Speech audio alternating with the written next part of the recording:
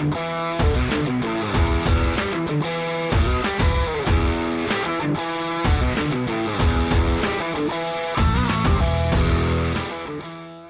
up, followers? Dave here from CNC3D. So in this video today, we're going to be taking a look at the web interface which is built into our Nighthawk CNC controller. So for those of you that don't know, there is a control suite which is located in the Nighthawk itself that you can access once your Nighthawk is on a Wi-Fi network or if you're connected to it via access point mode. And you can pretty much use any browser and any device, as long as that device obviously is on the same network and has a web browser on it. You should be able to access and control your Nighthawk from its own internal web server. So we're going to jump straight in and take a look at how you're able to do this today. So a lot of you probably use our CNC3D Commander software to control your Nighthawk. And a lot of you probably already have your Nighthawk on Wi-Fi. Now, as you can see here, we have an IP address loaded at the top. This is for the one that I have located on the test bench here. So in order for you to be able to access it, as I said, you do need to have it on Wi-Fi. If you don't currently have it on Wi-Fi and you're using, say, USB or Bluetooth, what you can do is just connect to it like you normally would. You'll probably have the COM option selected from this drop down here. And if you go into the Connection/ESP32 tab, you can basically click on this video tutorial button down the bottom here. And this will take you into another YouTube video that will show you how to set up Wi-Fi and also how to set up Bluetooth. But you definitely need to set up the Wi-Fi part on there in order to be able to access this. Now, a lot of people have asked, why would you want to have this separate form of control? And there's really a couple of reasons for it. For those of you that probably already know, if you're an Apple Mac user, Commander will not run natively on an Apple Mac. And so your options are you can choose to install Parallels on your Mac, or you can choose to install Boot Camp and run Windows with Commander running natively.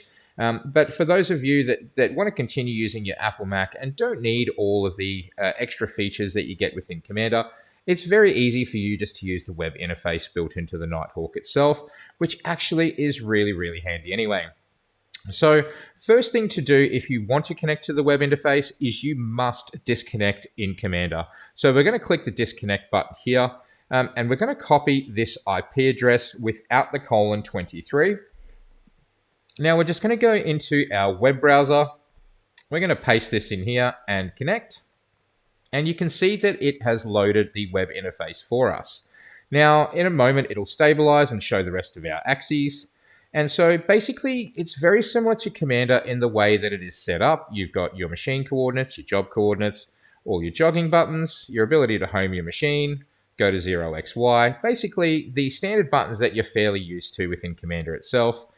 You've got your jogging distances and speeds, your emergency stop button, all of your status indicators for your limit switches, your probe, your door, whether or not flood or mist cooling is triggered, and your standard controller status with the unlock button. Now on the right here, you have the ability to control your SD card files. So basically, you can pretty much have the same control that you do within Commander.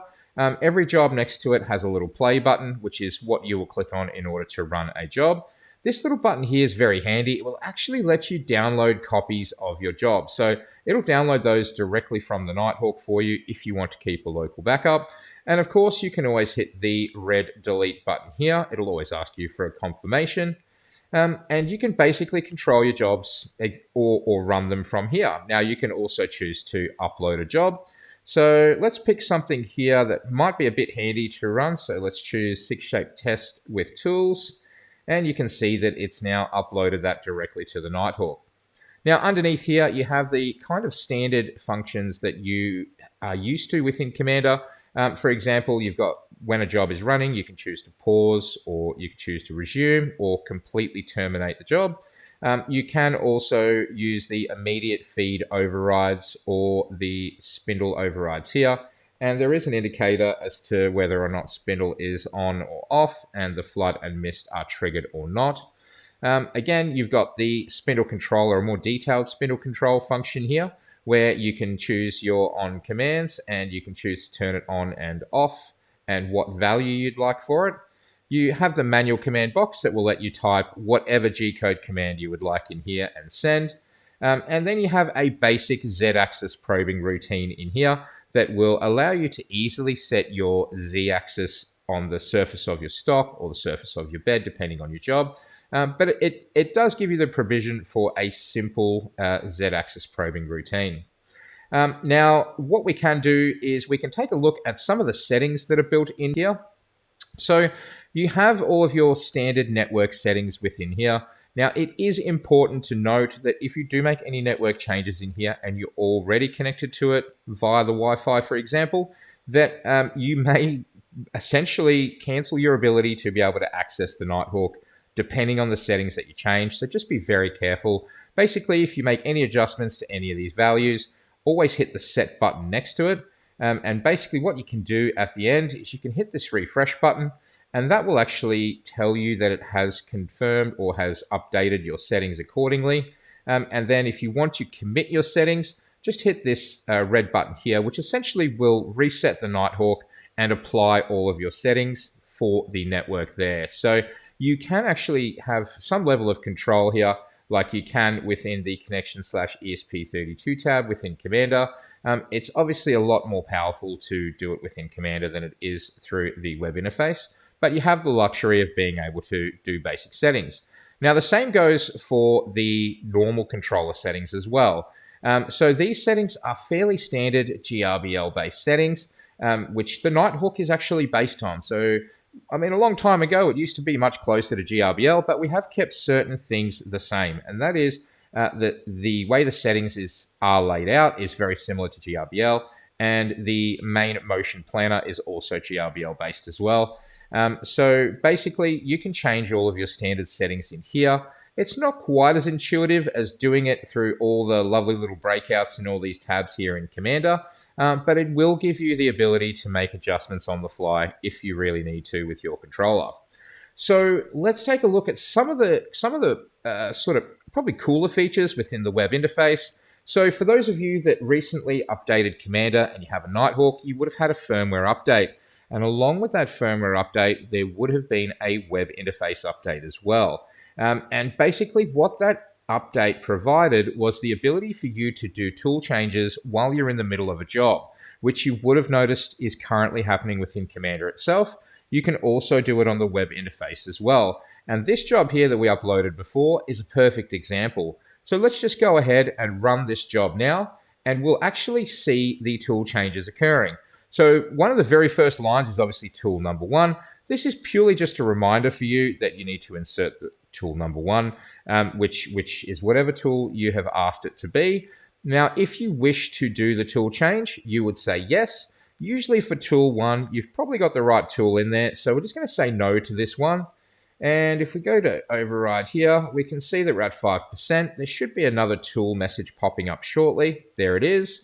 So do you want to change your tool? We're going to say yes this time, because this is when you would be actually changing it. So now that we're in this state, you can basically jog your machine around, do pretty much whatever you really want to do. You can obviously choose to raise the Z up out of the way, choose to insert a new tool back into here.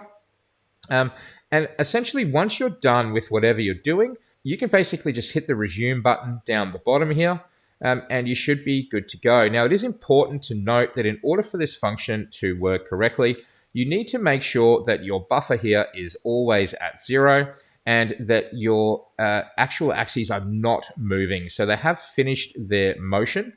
And then let's say that you have successfully put your new cutter in there. You can pretty much just hit the resume button, and it will give you the same options that Commander does when doing the same thing, where you can choose to go to the original X machine position or X machine 0, same with Y and the Y0 and the original Z machine position. So this is from when just before the tool change occurred. This is where the machine coordinate position was at to begin with. And so you can choose to click on any of these and either zero them out or go to the original position, which we're going to do here now. And then once you're good to go, we can just go resume on here, and that should take you in and continue the job. So are you sure that you're ready to resume? Yes, we are. And you can see down the bottom here that the job's going along. We have another tool change built into here. So basically what we're going to do is we're just going to say no to this one. And in fact, we might even just terminate this job here. And so you can see here that we've just hit the stop button down there. And that has terminated the job. So what you can do is just hit the e-stop and hit unlock, and that should take you back into a errorless idle position. So that is pretty much everything that's in here. You could obviously choose to run these jobs as you wish. And basically, it is a handy way for you to do it. So for myself personally, what I like to do is I'll usually be in Commander. I'll have this on my PC in the office at our factory, and I'll create a job. I will upload it in Commander. I'll then disconnect in Commander. I'll take my phone out over at the machine that I am going to be controlling, and I'll actually access this and jog my machine around in order to be able to set my 0. And then pretty much you're good to go from there. So definitely feel free to have a play with this, and hopefully it becomes a very, very handy tool for you. It means you're not going to have a lot of dust going on a laptop or a PC that's right next to the machine. And it does have functions that kind of exceed what a normal pendant would have, for example. So I hope this video has been helpful today for all of you. I'm going to continue to improve our web interface to make it a bit closer to Commander over time. And hopefully we're going to make it just as great as Commander is. Have a wonderful day, guys, and we'll catch up soon.